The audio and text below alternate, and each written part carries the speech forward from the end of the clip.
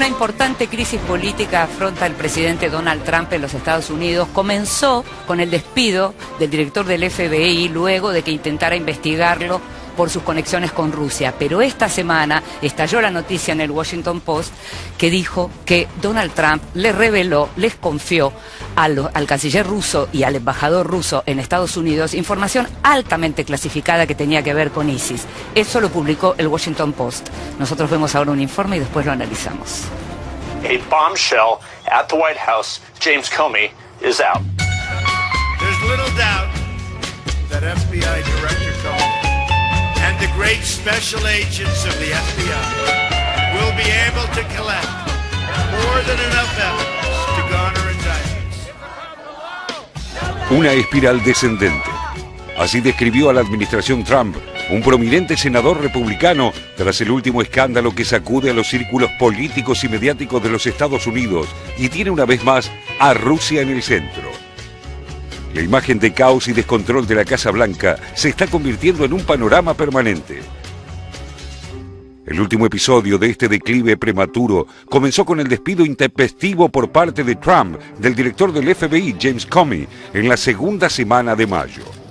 El funcionario destituido viene navegando aguas turbulentas desde que en octubre de 2016, poco antes de las elecciones, reveló que la agencia a su cargo había reabierto una investigación contra Hillary Clinton por manejo indebido de información clasificada. La ex candidata demócrata atribuye todavía hoy su derrota a esa revelación. Quizás para balancear, el ahora ex director del FBI informó en marzo de 2017 al Comité de Inteligencia del Senado que también investigaba la presunta connivencia de miembros del equipo de Trump con Rusia, un affair que comenzó durante la misma campaña electoral y obligó en febrero al presidente estadounidense a desprenderse de su asesor de seguridad nacional, Michael Flynn. Si bien el presidente tiene la potestad de despedir al director del FBI, la manera en que se produjo la salida de Comey, a quien Trump exigió lealtad y luego amenazó con dar a conocer grabaciones de sus conversaciones, cayó muy mal en la comunidad de inteligencia de Estados Unidos, sumida en un enfrentamiento sordo con el presidente casi desde su asunción. Did you at any time urge former FBI Director James Comey in any way, shape or form to close or to back down the investigation into Michael Flynn? And also, as you look back... No. I think it's totally ridiculous. Everybody thinks so. Ahora, la supuesta trama rusa vuelve con más fuerza y hace temblar los cimientos de la Casa Blanca. El lunes 15 de mayo, sin esperar a la edición impresa del día siguiente, el influyente The Washington Post publicó en su sitio web un artículo exclusivo y explosivo. Durante una reunión en el Salón Oval, Donald Trump reveló al canciller ruso Sergei Lavrov y al embajador de ese país, Sergei Kislyak, información clasificada altamente sensible relacionada con un complot del ISIS para atentar contra vuelos de o hacia los Estados Unidos utilizando laptops. La información que Trump habría compartido con los diplomáticos rusos era tan sensible que las agencias de seguridad de Estados Unidos habían limitado su difusión dentro de la propia administración y evitado compartirla con los principales aliados de los norteamericanos. El impacto de la noticia, a la que pronto agregaron detalles sustanciales otros medios como The New York Times, la agencia Reuters, la CNN y The Wall Street Journal, obligó al equipo de Trump a intentar un control de daños negando su veracidad. Fue el propio asesor de seguridad nacional, el respetado general H.R. McMaster, el que calificó la historia de falsa, alegando que él había estado presente en el encuentro. El sacrificio de McMaster fue en vano. El martes, temprano, Trump contradijo a sus asesores y equipo lanzando una serie de tweets en los que implícitamente reconocía haber compartido la información con los rusos, defendiendo su derecho de hacerlo por razones humanitarias y porque quiero que los rusos avancen en su lucha contra el ISIS y el terrorismo, según dijo. También exigió conocer quiénes fueron los que filtraron el contenido de sus conversaciones con los rusos a la prensa estadounidense. Otro hecho en sí inusual y grave que evoca inmediatamente el caso Watergate, la filtración que terminó con la presidencia de Richard Nixon. Well, it's hard to think of a more consequential investigation when we're talking about the presidency, and we're talking about potential foreign influence into our elections. We're talking about whether or not President Trump potentially has committed obstruction of justice. I mean, these are issues of great importance to our government. They're important, frankly, for people in foreign states as well. And so, yes, this is not, I mean, everything about this is extraordinary. There is nothing in the ordinary course. El Washington Post contraatacó con un editorial durísimo. El episodio fue la más perturbadora demostración de lo peligrosamente poco preparado que está el presidente para manejar asuntos sensibles de seguridad nacional, asegurando que desde ahora el mundo sabe que su administración no es confiable en preservar información sensible. Y la fuente de la información clasificada revelada a los rusos, según publicó luego The New York Times, habría sido nada menos que Israel. Y las principales críticas a Trump se centraron en que revelar esa información pone en riesgo la relación con los aliados, a quienes la suministraron, la capacidad de respuesta estadounidense y hasta los propios agentes norteamericanos que operan en el terreno en Medio Oriente. Los cuestionamientos se extienden a la propia reunión con Lavrov. Obama se negó desde 2013 a recibir a Lavrov en la Casa Blanca, a pesar de lo cual Trump concedió el encuentro a pedido del propio Putin. Что были раскрыты секреты относительно способностей террористов начинять неуловимой взрывчаткой компьютеры, ноутбуки, айпады и так далее. Но если мне не изменяет память, где-то 1,5, может быть, и 2 месяца назад администрация Дональда Трампа официально приняла решение о запрете для пассажиров из 7, по-моему, стран ближневосточного региона проносить на борт любые электронные устройства. Так что, если об этом идет речь, то в чем здесь секрет, я не понимаю. La crisis desatada por el artículo del Post se produce en momentos en que Trump y sus equipos de seguridad nacional y política exterior preparan un próximo viaje de 8 días a Medio Oriente y Europa, su primera gira importante desde su arribo a la Casa Blanca. En Washington, ni demócratas ni republicanos salen de su asombro y vuelve a hablarse del impeachment. Todos los caminos que toma Donald Trump parecen conducir a Moscú.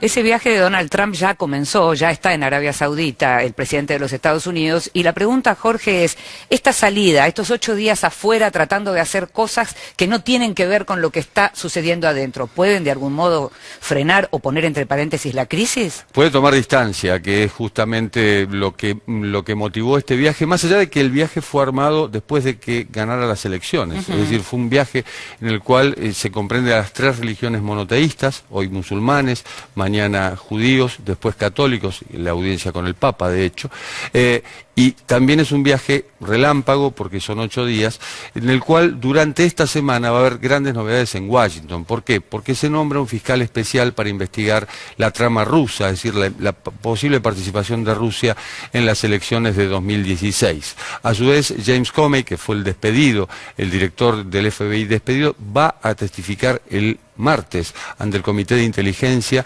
en la Cámara de Representantes. ¿Esto qué significa? Cuando se nombra un fiscal especial, se inicia el camino al impeachment. Ojo, lejísimo, pero se inicia un camino al impeachment. ¿Por qué? Porque se nombra un fiscal especial para investigar al presidente. No importa el nombre, no importa que sea Donald Trump, el problema es que ahora con un fiscal especial que es independiente, en algún momento el presidente va a tener que nombrar abogados para defenderse en caso de que este fiscal descubra finalmente esta trama, o más allá de que descubra la trama, bueno, directamente le apunte y diga, usted tiene que responder por esto, esto y aquello. Ayer trascendió además que Trump dijo, en una reunión, dijo que Comey, el director del FBI, estaba loco y que efectivamente se había sacado una presión de encima echándolo. es un hombre que habla demasiado, ¿no? Habla demasiado. Fíjense que Richard Nixon tardó un mes más que Donald Trump en echar a quien lo estaba investigando. En aquel momento el fiscal, en este caso el director del FBI, que es un cargo jerárquico, esto ya lo hemos comentado, es un cargo que dura 10 años y al cual le cortó las alas. Más allá de que este mismo fiscal investigara los famosos correos electrónicos privados de Hillary Clinton que enturbiaron la campaña de Hillary. Te veía queriendo decir algo. Nut job, le dijo. Para decirle demente, exactamente. Pero Nut job va a ir al Comité de Inteligencia del Senado. Finalmente se ha pactado que después del Memorial Day, el Día de los Caídos en los Estados Unidos, que es el último lunes de mayo, por lo general, y ahora el lunes, declare finalmente, él quería no declarar públicamente sino a puertas cerradas y con un grupo muy selecto, finalmente va a declarar sobre la trama rusa y esto podría complicar a Donald Trump en el medio de su visita, porque hay que ver, es un poco inmanejable, Comey. Y me sorprendió esta semana un duro editorial, con esto te cierro lo que quería decir, que fue bastante fuerte, porque empieza diciendo que Donald Trump parecía en la campaña ser un incipiente autoritario, por otro lado un corporativista, también podría ser un corrupto al estilo Richard Nixon, daba varias pistas de lo que aparentaba ser Donald Trump y finalmente termina llamándolo el editorialista un niño que lidera el mundo.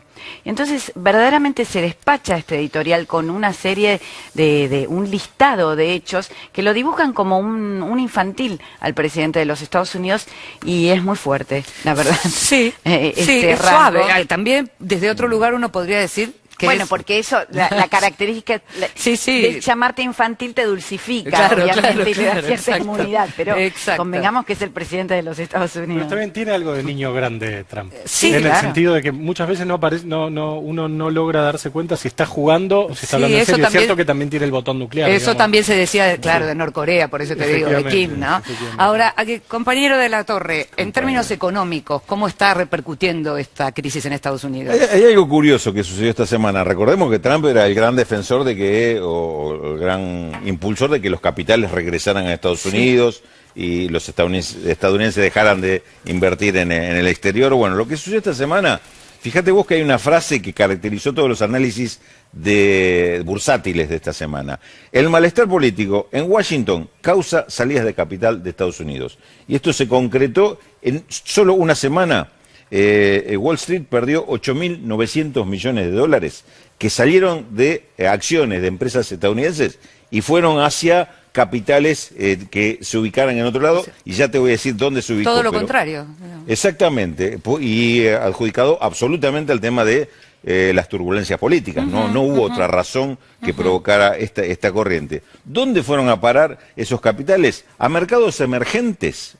Fueron 3.900 millones de dólares, acciones de empresas de mercados emergentes, y 1.600 millones a títulos de deuda de estos mismos países emergentes, es decir, 5.500 millones en total. Otros 1.100 millones fueron a Europa, o a empresas europeas, acciones de empresas europeas, con lo cual ahí ya tenés el grueso de dónde se dirigió esto. Pero te decía, esto es lo que sucedió en una sola semana, obviamente en términos de cotizaciones, la peor semana desde que Trump está en el gobierno. Hasta ahora había sido todo un auge de optimismo y de entusiasmo por todo lo que prometía Trump, pero la semana termina el día miércoles, porque el jueves se revirtió esto. ¿Sabes por qué se revirtió?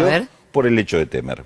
Es decir, de los mercados emergentes volvieron los capitales, o una parte de los capitales, por la crisis política. Fíjate vos que estas cuestiones de crisis política, cómo están manejando las decisiones de inversiones, más allá de lo que diga o prometa cada uno de estos presidentes no involucrados. José, te veo ahí. No, sí, se me viene a la cabeza la idea de Nixon, que es lo que la mencionó Jorge y después la trajo Natalia también, que es el paralelismo que uno encuentra más cercano, digamos, para pensar un poco la situación de Trump, con algunas diferencias. Primero que Nixon, cuando empieza el proceso de impeachment que lo fuerza a renunciar, había iniciado su segundo mandato después de una victoria aplastante, una de las más grandes de la historia de Estados Unidos, pero al mismo tiempo una situación de crisis económica, se había disparado dado la crisis del petróleo en el 73 y el impeachment fue en el 74.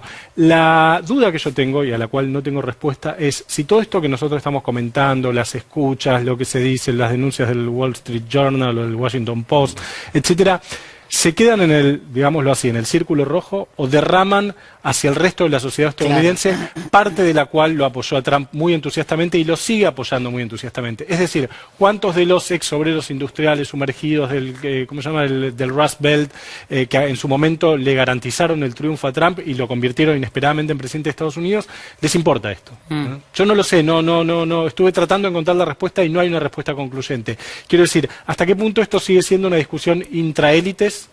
Que de todos modos puede terminar con un presidente, porque el juicio, el impeachment no es una consulta popular, es un juicio político, digamos, pero hasta qué punto esto afecta su consideración en la opinión pública y hasta qué punto la minoría intensa que lo apoya a Trump no lo sigue apoyando. Sí, lo que pasa es que la cuestión, y nos estamos yendo ya rapidísimo al corte, la cuestión de la credibilidad del presidente en este momento está en el punto más bajo, en lo más bajo que se puede, al punto que te agrego otro diario, el New York Times reveló que fue Israel quien dio a conocer la información de que Trump había compartido la información con los rusos. Hay un dato que también hay que tener en cuenta, lo que comentaba Raúl. En forma simultánea, los presidentes de Brasil y los Estados Unidos, digamos los países más importantes de la región, están al borde del juicio político. Es un dato. Sí, se veía esta semana, nos estamos yendo ya a la pausa, se veía una imagen, un meme del Cristo Redentor abrazando a la Estatua de la Libertad y diciéndole, venga para acá. Nosotros nos estamos yendo a una pausa, usted quédese ahí que todavía hay mucha más información para compartir. Una espiral descendente. Así describió a la administración Trump un prominente senador republicano tras el último escándalo que sacude a los círculos políticos y mediáticos de los Estados Unidos y tiene una vez más a Rusia en el centro. La imagen de caos y descontrol de la Casa Blanca se está convirtiendo en un panorama permanente. El último episodio de este declive prematuro.